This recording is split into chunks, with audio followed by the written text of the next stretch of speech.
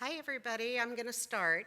My name is Marcia Hinds, and I want to thank Autism One and Focus for Health for inviting my husband and I. Where are you, Frank? There he is. Okay, all you guys who are crazy from your wives, that's the guy to talk to. He put up with so much, and he's still here. So if we make you too nuts, that's the man you want to talk to. Autism One is one of the few nonprofit organizations that I contribute to, and the reason is because they make all these presentations taped and free and available on their website after it's done. And that costs a lot of money to do, so if any of you can throw in $1 or $2 and donate to the cause, that will make it so they can continue to do this, because this information is amazing. And also, because you're sitting here, you're missing Dr. Adams' talk, which is right across the way, and he's doing some amazing things for our kids.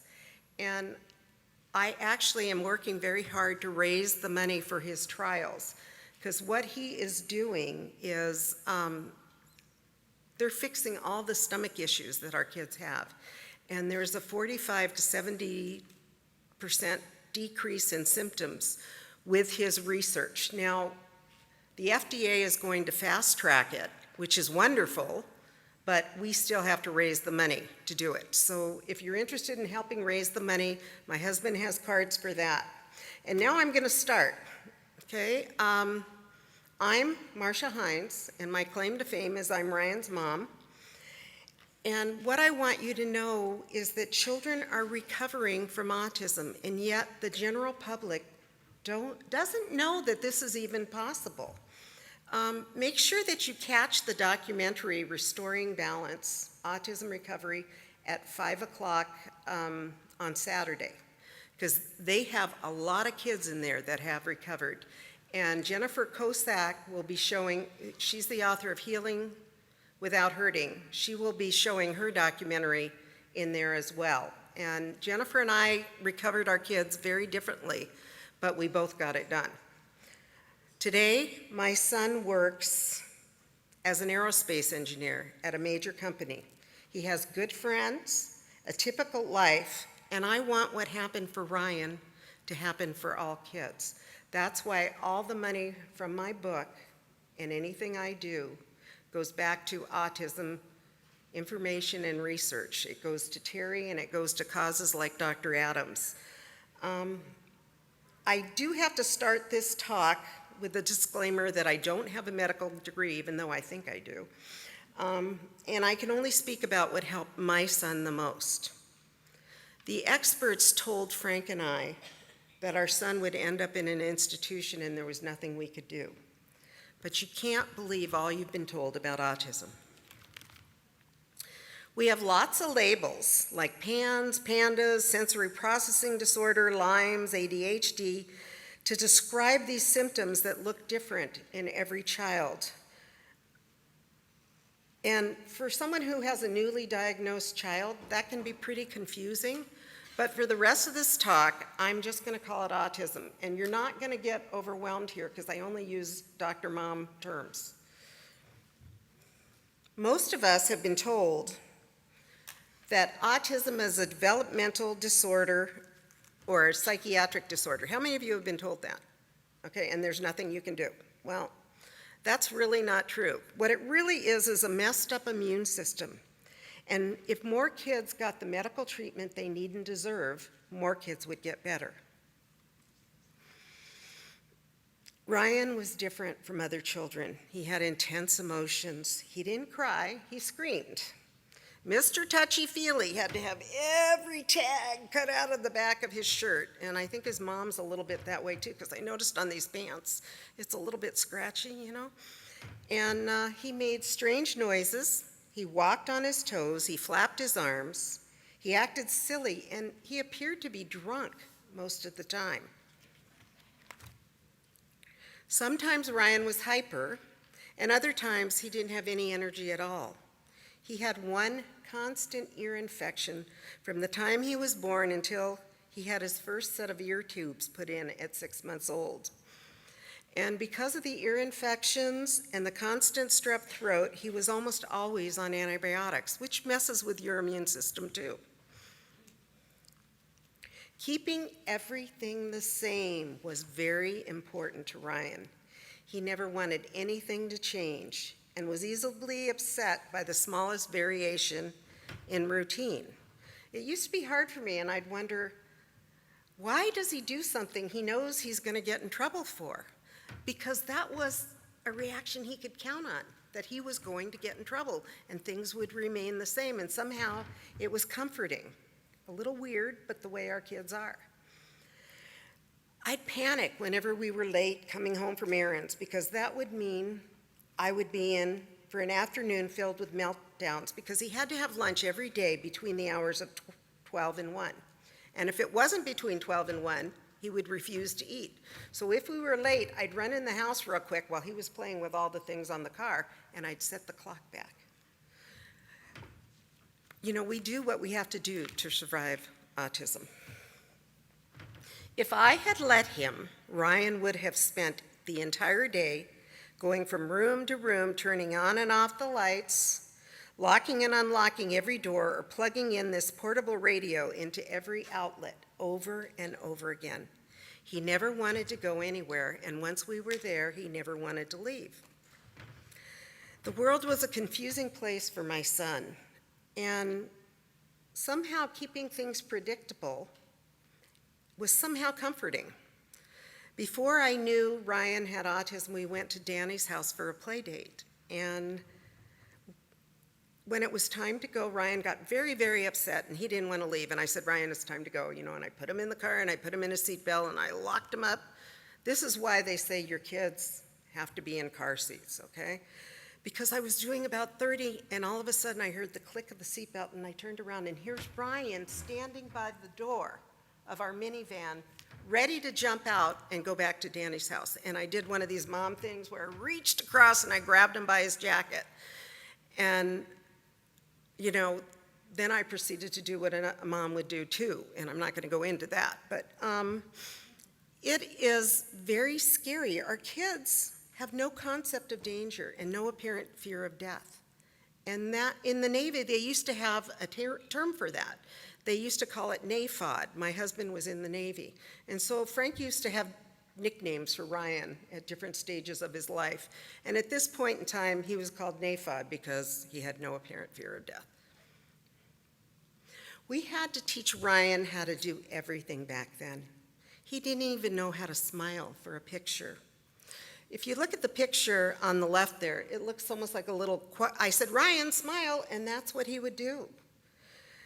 And most people don't understand how difficult our lives are as parents of kids with autism.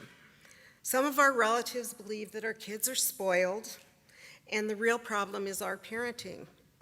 But if you're a parent in the A Club, I don't have to explain any of that to you. You get it. Still, part of me thought that maybe my relatives were right when they said I created Ryan's issues. But parenting by the regular rules does not apply when you have a child with autism.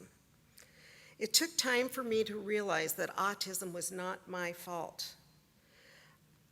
And I actually had to repeat it over and over and over again to myself until I actually started to believe it. So when you're in one of those times where they're telling you, oh my God, your kid's spoiled, if you just had a little discipline, it would be okay, tell yourself that. Autism is not my fault, and keep saying it until you actually believe it. I kept asking the pediatrician if Ryan was okay. Our doctor helped with my denial by saying, you can't compare Ryan to your older daughter, Megan. He said, speech comes later for boys. At first, we're all in denial, but we can't be in denial for too long because we have too much work to do. At that time, I had no idea how many other millions of parents had similar thoughts about their unusual children, or that we were already card-carrying members of the A Club. We walked into the psychiatrist's office when Ryan was about 4 years old, ready to find answers, just before his 4th birthday. But the leading autism expert in the Twin Cities, where we lived in Minnesota, didn't have any. The specialist that we went to see ripped away every dream we had for our child when she said, there was no recovery, there was no cure, and there was no hope. This expert said, if we were lucky, Ryan might end up running a computer in the basement of some company where he wouldn't have to deal with people. And then she finished us off by saying, these children usually end up in institutions or jail. Now, don't you believe it? We were all alone on Autism Island. We went from doctor to doctor looking for help. There were neurologists, developmental pediatricians, and all kinds of specialists. And it took months to get the appointment with each of them. Most times, the physicians only spent minutes with us, and they never even examined Ryan, because as soon as they heard the word autism, they couldn't get us out the door fast enough. But worse than that were the snake oil salesmen that tried to sell us the cure of the week. This is a multi-million-dollar business funded on the fears and desperations of parents like us. And I have to admit, we did some expensive and crazy things before we realized there wasn't a magic fix. If it sounds too easy or too good to be true, it probably is. Just when I was ready to give up and get off the roller coaster, I read a letter in the Autism Society America about a child who had been helped by a doctor in California. Good luck and timing were also part of Ryan's recovery. The doctor happened to have a cancellation the same week that we were going to California to be with our family for Thanksgiving. This doctor refused to call it autism. He told us this is a medical condition caused by autoimmune encephalitis. In simple Dr. Mom's terms, instead of doctor terms, that means inflammation in Ryan's brain. He sent us to Harbor General, UCLA, to get a neurospect. This is a very expensive test, and it was good that we got it, but I don't necessarily recommend doing it because it's hard for our kids to do. I mean, it's good because it proves scientifically that what we did really helped Ryan. But it's very hard to do, it's very expensive, and it doesn't really change the treatment procedures all that much.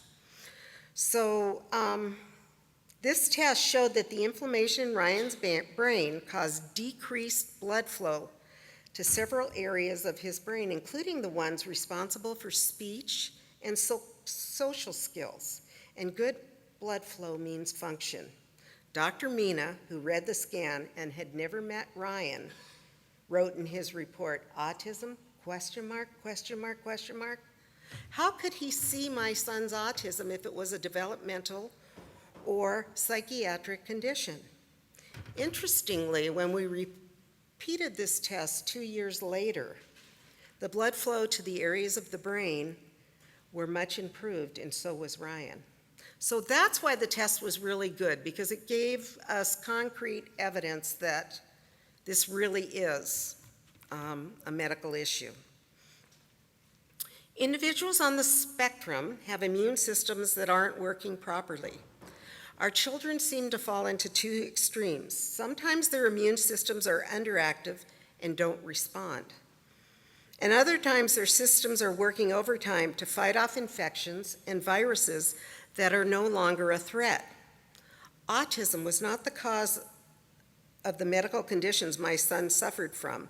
It was actually the other way around. The medical conditions caused the autism. It was not one thing that helped my son, but a combination of many things. And I always call this reducing the total load on their immune system. When we did that, that's when he improved. We treated hidden infections and viruses, antivirals, and antifungals were life-changing for my son. A lot of people are afraid to use prescription meds. Not me, because the reason God made blood tests was so that when you're taking these prescription meds, if it's affecting their kidney or their liver, you'll see it and you can stop the medication. So I worried about this constantly. What am I doing to him? Am I, putting him in danger by giving him these heavy-duty meds? Well, our kids are really sick and they need these heavy-duty meds.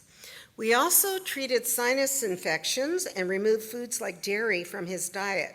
that caused an autoimmune response. For Ryan, removing dairy was life-changing. Many of the kids on the spectrum, like Ryan, have the MTHFR gene mutation, and that makes it so they have trouble getting rid of toxins we're all exposed to. Medications like leucovorin were instrumental in developing speech for my son. I also have the MTHFR gene mutation, and I started taking leucovorin, and the doctor who is the leucovorin guru at MTHFR guy is Dr. Fry, and I'm sad he's not here this year because he's fabulous. But Dr. Fry was at one of these conferences, and I went up to him and I said, okay, so what's better, Deplin or leucovorin? And he goes, oh, leucovorin, hands down. And then he goes into this big medical explanation that, you know, he's like way too smart for the room, that I had no clue what he was talking about. And I said, okay, tell it to me in Dr. Mom terms. He weighs 170 pounds, how much? And he says, well, we don't do more than 50 milligrams of leucovorin a day. And I said, okay, great. We went home, we started doing it. Foods that he was sensitive to before, he was no longer sensitive to. And it was pretty amazing. So I started taking it. And all of a sudden, the brain fog for me was gone. Before, when I would write, I'd have to go over something, 100 times to make sure it was right, because I'd always make mistakes, and that was gone. I could think clearly. It was amazing, the change. And what's really strange is I was talking to Dr. Fry because my book has been picked up by a publisher, and I needed to get some blurbs for the front of it. And so I said, hey, Dr. Fry, will you write a blurb for the book that's coming out in the fall? And he goes, oh, sure. And I said, can I ask you a question? Does leucovorin lower blood pressure? And he goes, I don't know. And I said, well, it's really weird because I'm still a couch potato. I sit in front of the computer all day long helping my mommies. And by the way, if any of you ever need help, Frank has the cards. I never charge for anything I do, okay? And all the money goes back to autism from the books. So if you need help, call me or email me, and I have doctors by location, and that's all I do all day long. So I sit in front of this computer like a big couch potato, talking to my moms and dads from all over the world. And the only thing I changed was I started taking leucovorin, and I said, my blood pressure's so much better. And he goes, oh my God, I'm gonna have to try that, because Dr. Fry's a little heavy. So I think he probably has high blood pressure too. And he says, how much do you take? And I started to laugh, and I said, 50 milligrams, exactly what you told me. The autism leucovorin guru was asking me how much he should take, and that I found that kind of funny. But we teach our doctors stuff all the time. We really do. Okay, I used to think that all Ryan's problems would be solved if my son just learned to talk more.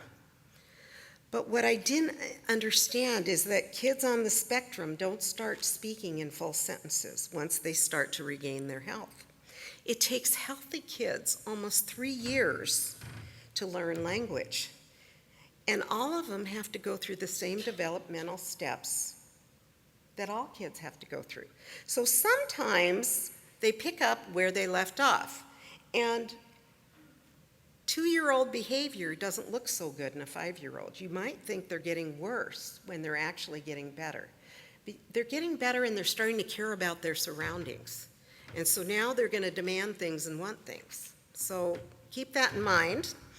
Motor planning things were extremely hard for my son. Riding a bike. They were so bad that I had to feed him till he was 7 years old. And that was because he couldn't decide what to eat when. After the antivirals came on board when he was about 10 years old, that got a lot better. And we used the medical only fixes what's wrong with the body, and it makes it so they can learn. Now, once you fix what's wrong with the body, you have to catch them up on everything they missed, almost like a stroke victim. And that's really grueling work. And I think that's why more kids don't get better, because people do either ABA or they do the medical, and they don't put it together. So we did our own version of ABA, and we used what Ryan loved or obsessed about to teach him. Elevators, keys, locks, cars, computers, technology, sharks, electric plugs, extension cords, or light switches were part of every lesson. We used praise and hugs even before Ryan could show us that he liked them. And he didn't like to be touched, so I used to grab him and I'd touch him and I'd hug him and I'd kiss him and I'd say, "Ryan, you have to hug me. I'm your mom and it's your job." And so he would, and he eventually learned to like it. The road to recovery takes time. It's not like I woke up one day and bam, my kid was better. Our kids have been ill for a long time. And you go 3 steps forward and 10 steps back. That's the way it is. It's not a straight upward climb. And you gotta hang in there. And there's sometimes you're up on the ledge and you're ready to jump and you don't know if you can go on, but you've got to because no one else is gonna do this. I had trouble noticing Ryan's improvement in speech when it was overshadowed by his tantrums in the mall. All it took was one good meltdown in a day to cover up a day's worth of growth. Somehow I'm on the wrong slide. Oh well. This is always oh, here it is, good. I always get worried that I'm gonna goof it up on technology, and I did. Sometimes parents tell me their child is not aggressive and they're relatively easy.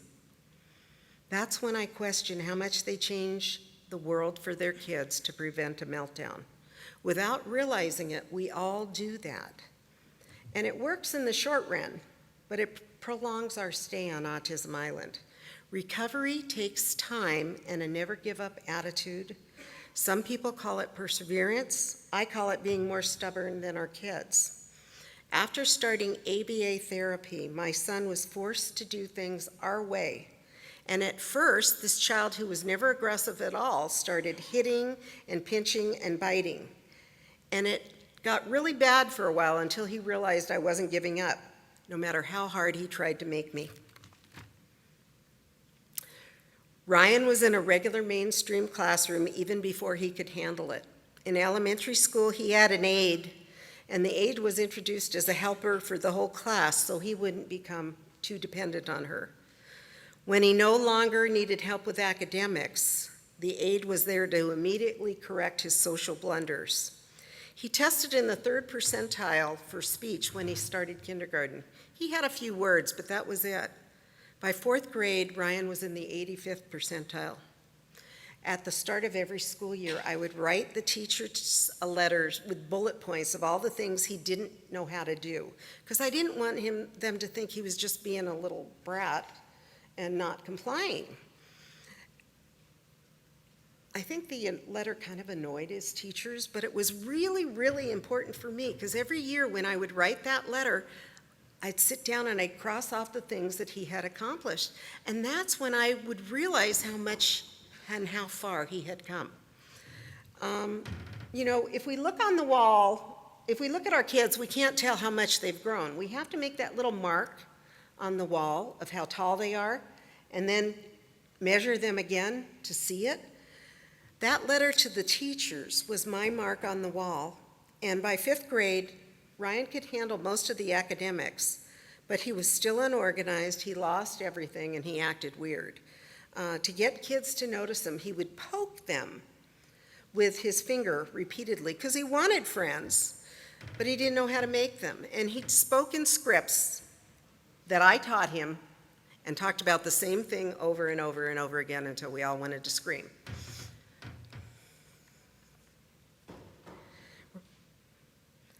The loneliness that my son experienced was the hardest to watch. He really wanted friends. And it was really hard when he became aware enough to realize he was not being included. Sometimes in elementary school, he was the only kid in the whole class that wasn't invited to the birthday party. He was bullied horribly in middle school, and that's probably the one mistake I made. If I had it to do over again, I would have pulled him out for middle school, homeschooled him, and then put him back in for high school again. Things improved in high school, but most weekends were spent at home with us, with Frank and I, and we were his friends. Ryan ran cross country in high school and even went to one homecoming class because of that beautiful young girl, Lamia, in the picture there. Ryan had a crush on her. As a result, my nice Jewish boy joined the African American Literature Club. And he put it on his college application. I'm sure that really surprised him. When he left for college, he still wasn't where he needed to be socially. He was pretty good, but he was very innocent, and it was very easy to take advantage of him. And then Justin came into his life, and Justin is the guy on the right there. Justin ended up going to Harvard Law. I know he's going to run for president one day, and we're going to all help with his campaign because he's an amazing person. These people taught Ryan the things that I couldn't teach him, the social skills I couldn't. And everybody needs a Justin or a Lamia in their kids' lives. It's really hard to keep talking to a kid that doesn't respond. All I got was that blank stare. You've all seen it, right? When you talk to him and it's like the lights are on and nobody's home. Ryan gave me nothing, not a look, not a smile. But I continued to talk to him anyway. I didn't realize until after he improved that he had learned so many things from our one-sided conversation. We used every possible moment to teach him. When we were in a restaurant waiting for our food, we were working. Ryan always had a frown on his face. He looked like, I don't know. He looked like Mr. Grump. And we'd sit in the restaurant and we'd search around the room for people who looked approachable and happy. And I'd say, okay, so what makes them look nice? And he'd say, well, their eyes, their eyes and their mouth are smiling. And we practiced these things over and over again until he got it, until he realized how to smile. And working every waking minute was exhausting. When it all got to be too much, I would stop everything for a few days, and at those times I needed to be his mommy instead of his teacher, his caseworker, and behavior therapist. Ryan needed that too. In hindsight, it looks like I had a master plan, but most days I was hanging on by my fingernails, just like all of you. I couldn't look too far ahead, or I might have given up. Recovery was one day and one behavior at a time. I was Chicken Little, and I always thought the sky was falling. I was nervous when I read about the possible side effects the medications could have on Ryan's liver and kidneys. And, I stopped worrying about that one when I realized that's what God made blood tests for. But that didn't stop me from worrying about everything else. And the hardest part, I think, of this diagnosis is to live with the fear for our children's future. Constantly, I would think about, will my child ever be able to live independently? Who will take care of him when my husband and I are gone? And when Ryan was in middle school, he was still quite affected. And my big dream at that time was that, gosh, I hope he can get a job at McDonald's and work and, live on his own. And who knew that he would grow up to be an aerospace engineer? And these crazy thoughts made me insane with worry. I went so far as to pick women for my husband to marry if something happened to me. How crazy is that? I wanted someone to love my son, warts and all, if I couldn't be there. And Frank complained a lot because there was only one that was really good looking, and that was our hairdresser, but the rest of them, not so much. There was a lot of arguments and family tension. My husband was convinced I was too soft, and I knew he was too tough. The constant stress is hard on a marriage. We almost didn't make it. I didn't include my husband as an important member of Ryan's team. I just wanted him out of the way so I could fix the kid. And what I didn't realize is if I didn't start treating him the right way, he wouldn't be there to bring in the bacon so I could fix the kid. So it's important that you include your husbands and wives as an important member of the team. All I thought about was helping Ryan. And when I was done thinking about that, I thought about my daughter, Megan, and am I screwing her up by trying to fix Ryan? We're just crazy. And that's why I think they think us moms are nuts. And we are. This diagnosis makes you a little crazy. Fortunately, my husband didn't give up on us, and no matter how many times I pushed him away, he hung in there. If I had realized that ABA worked on spouses, there would have been a lot less arguments. I could have brought my husband around to my way of thinking. Now think about it. Men are pretty simple creatures. What do they like? They like good food. They like sex, because they all like sex. And then they also like respect. That's the one I always forgot, right, Frank? A little bit, yeah. I would kind of, I didn't do that one so well. If I had shown my husband the kind of time appreciation and respect he deserved, things would have been a lot easier. I forgot that he loved Ryan too. And, it was so hard because I was so busy being mama bear trying to protect him from everybody, including his own father, that I forgot to do that. The fact that all of this had on Ryan's sister was a constant concern. Ryan got more than his share of attention. Every day was Ryan, Ryan, Ryan, and more Ryan. And to counteract that, we made Megan part of the solution. We put Megan in charge of pretend play, and we actually paid her to do that. That made her feel valued, important, and part of the team. And she was probably one of the most effective and inexpensive therapists that we ever had. We also had a date every Saturday night, Megan and I. And all week long, we would whisper and plan for that date, and we would stash all the food and candy and treats that Ryan wasn't allowed to have all over the house.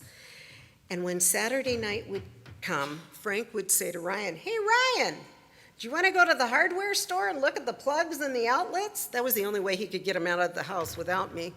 And Ryan would say, "Yeah, Dad, yeah." And they'd hop in the car and they'd go off for an adventure. And Megan and I would sit on the couch and we would watch this god-awful program called Dr. Quinn, Medicine Woman, her favorite show. And I pretended I loved it as much as she did until our stomachs ached. And it's kind of funny because, we always name our dogs after famous people. Right now we have Marty McFly and Madeline Kahn. Before that we had Luke Skywalker, and Megan had Stevie Nicks as her dog, but her current dog is called Dr. Quinn, Medicine Woman, and she calls her Quinny, because this is how important this was to her.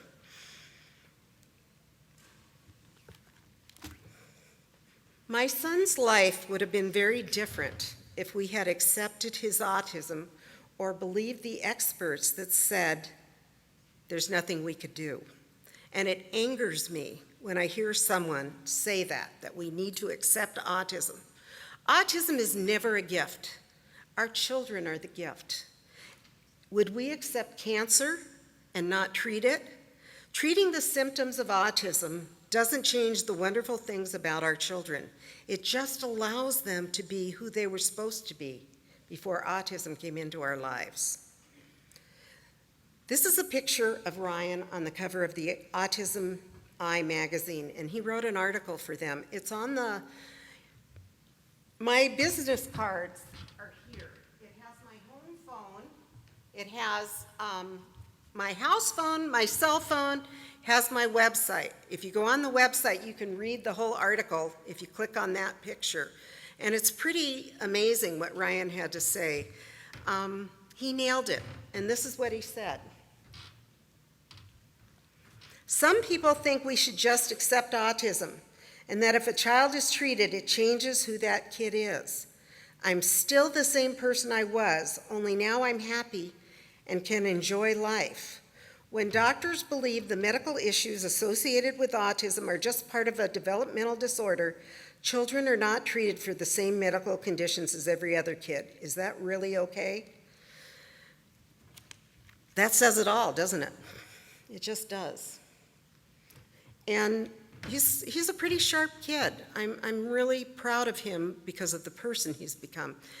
And if you email me or call me, I have doctors by location. I have things all animated to save you time, because I was all alone on Autism Island, and I don't want anyone to feel that alone again. Okay, on some of those difficult days, all I could do was take a deep breath and tell myself I'll try again tomorrow.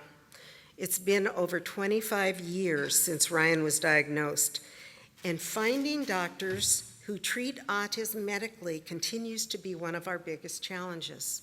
I'm so thrilled with what Dr. Adams is doing, and this is why I'm working so hard to help raise the money for him. But don't be surprised if you walk into your doctor's office and you ask about medical treatment for autism, and they tell you you're crazy. They're not bad doctors. They can be very dedicated doctors. They just never got Autism 101 in medical school.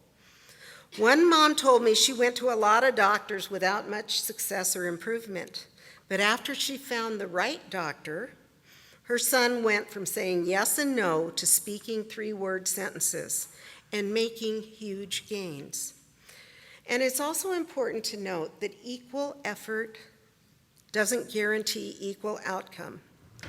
Some kids have immune problems that are too extensive to be fixed with our current things that are available. That's why I'm so excited about what Dr. Adams is doing, because I think that and stem cells are going to be the wave of the future that may change things for our kids.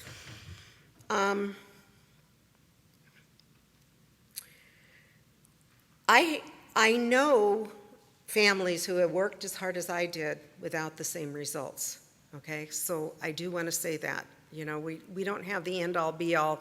There's lots of different ways to do it. Jennifer Kosak, who wrote Healing Without Hurting, did it all with supplements. I'm not a supplement kind of girl, but she got it done. And it doesn't matter how you do it as long as you get it done. It's the end result that's important. Some of the kids can stop these heavy-duty meds when they start to get better. My son is not one of them. He's now an aerospace engineer, and he wanted to get off the antifungal medicine, and he stopped taking it. And he called me 2 weeks later, and he says, "Mom, I'm not feeling so good." And I said, "Well, what are you feeling?" And he says, "Well, I feel like I want to talk to myself out loud." And being his mother and not a very nice person, I said, "Well, you don't do it, do you?" You know, and he said, No, Mom, I don't do it." I said, but that's what I feel like doing. And I said, "Ryan, I know you went off the meds, but for now until the big cure comes along, you need to stay on them." And so we went back on them, and then it was okay. We have to switch meds about every year or so, too, because he builds up a tolerance. So we switch between Nizoral and Diflucan for antifungals. And for antivirals, we switch between Famvir and Valtrex. And, you know, I have all that information if you contact me. I have the short version of how we helped Ryan for you to share with your doctor. And I want you to know that it's never too late to start medical intervention.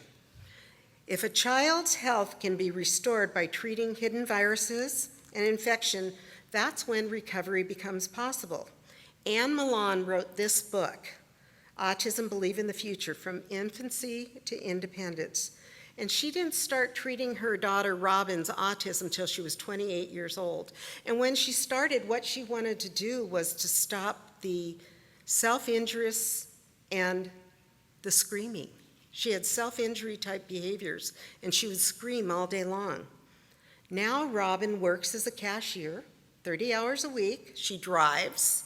She lives independently down the street from her mom, and I just talked to Anne the other day on the phone, and Anne's starting to have macular degeneration because she's getting older. She says, "Well, Robin's taking care of me now," and we thought that was pretty cool. She has this book available free on her website. Okay, mark down the title, Autism Believe in the Future, Anne Milan, and you'll find her website, and you can read it free there.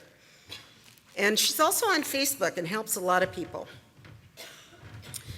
Parents, behaviorists, educators, and medical professionals must all work together as a team to help kids get better. Each of us has a piece of the puzzle. And sometimes parents make the mistake of thinking, you know, the teachers and the doctors know more than they do. And it really isn't. Trust your gut. You're the expert on your kid. The doctor who helped my son the most, if I had done everything he said, Ryan wouldn't be better. But if I hadn't found them, Ryan wouldn't be better. So you've got to trust your gut. Sometimes parents make the mistake of only doing ABA because experts have told them that's the only proven treatment, but we combined ABA with the medical. Helping my son was the hardest thing I have ever done. I made many mistakes along the way, but the one mistake I never made was to give up, no matter how bad things got. And remember, U-turns are allowed in autism recovery. You don't have to get it right on the first try. And I didn't. Let me tell you, I made so many mistakes. You can always go another direction if things aren't working. And we have to change the face of autism so the rest of the world realizes it's medical and treatable. When that happens, exciting research like what Dr. Adams is doing will bring more answers to help more kids. And we have to win this one because we have too many kids not getting better. And here's a video that I made that is now the official video of Autism 1. I'm very proud of that.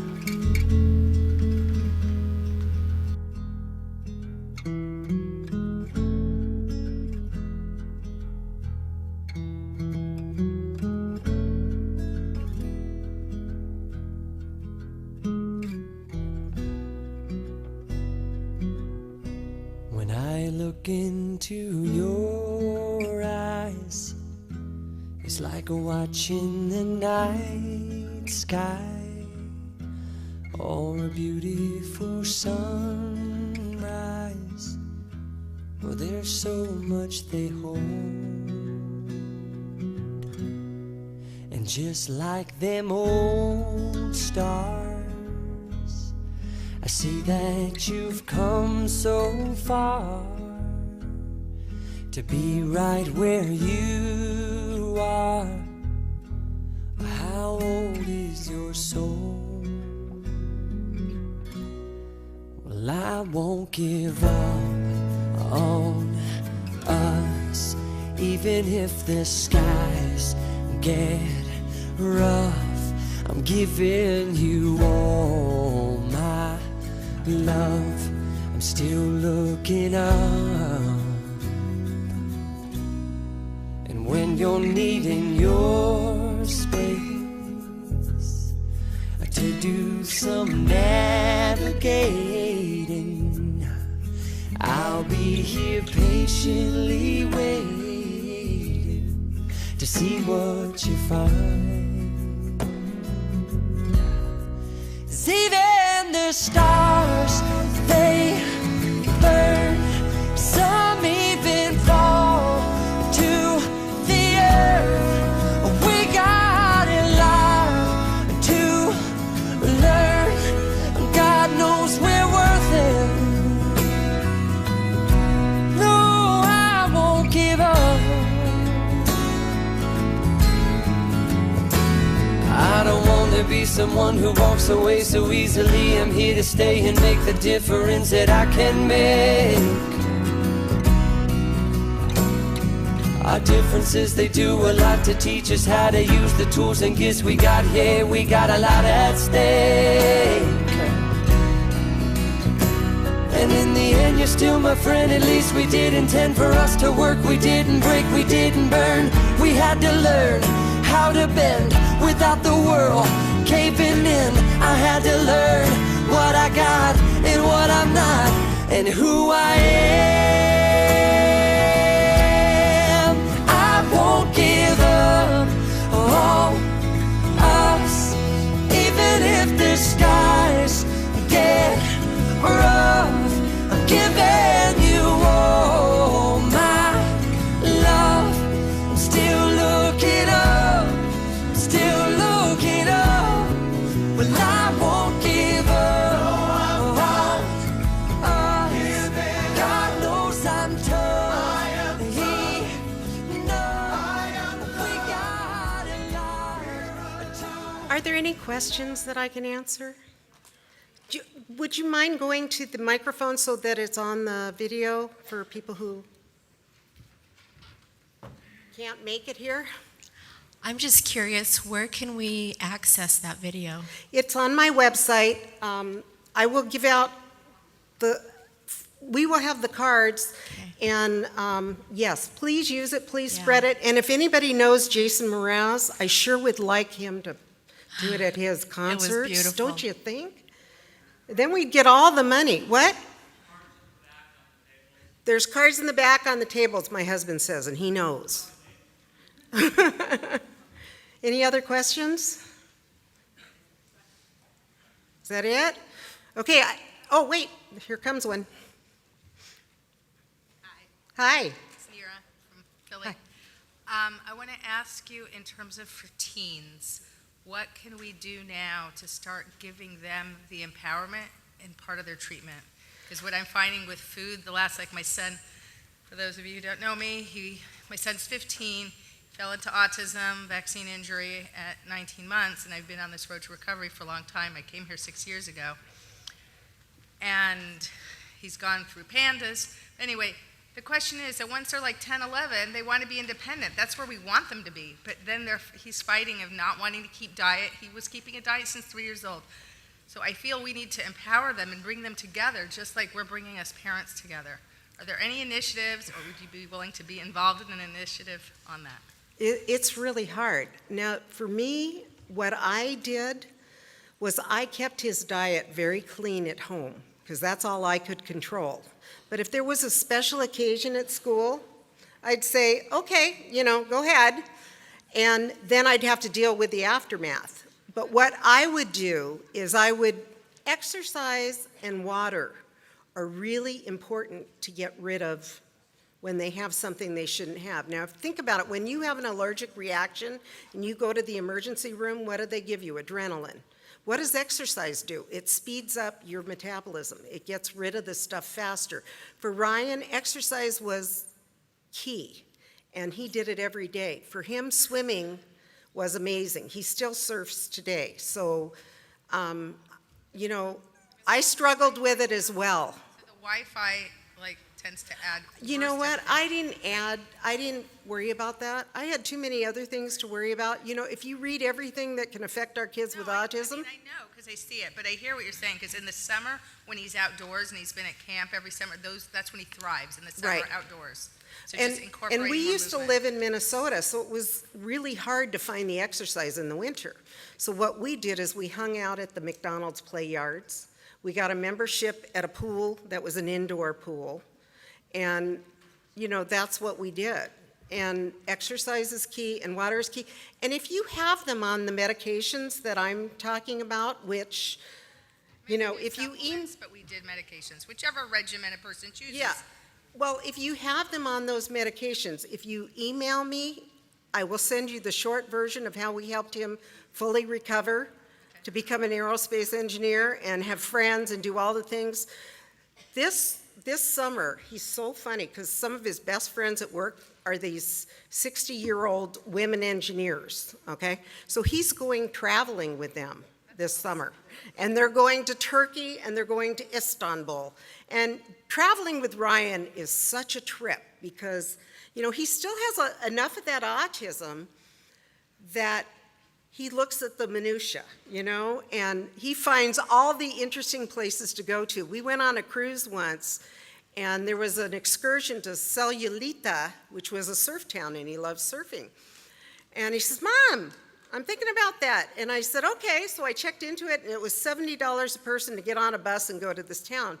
He goes, oh, no, Mom, we don't need to do that. If we just go to the Walmart and pay $5, we're going to get on a bus. And we were on a bus with the chickens and the mariachis, and it was so fun. It was really fun.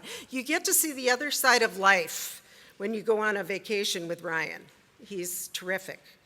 I think we're running out of time. What I do want to tell you is my book was picked up by a publisher. It's called I Know You're In There. The Kindle version, the old Kindle version, is still online right now. They haven't made me take it down. I thought they would, but they haven't. So that's the only thing you can get because I'm out of the print books. And it really is the short version and the roadmap to helping your kids because I made so many mistakes. And the reason I wrote it was to keep you from making the same mistakes I did. Our kids can get better.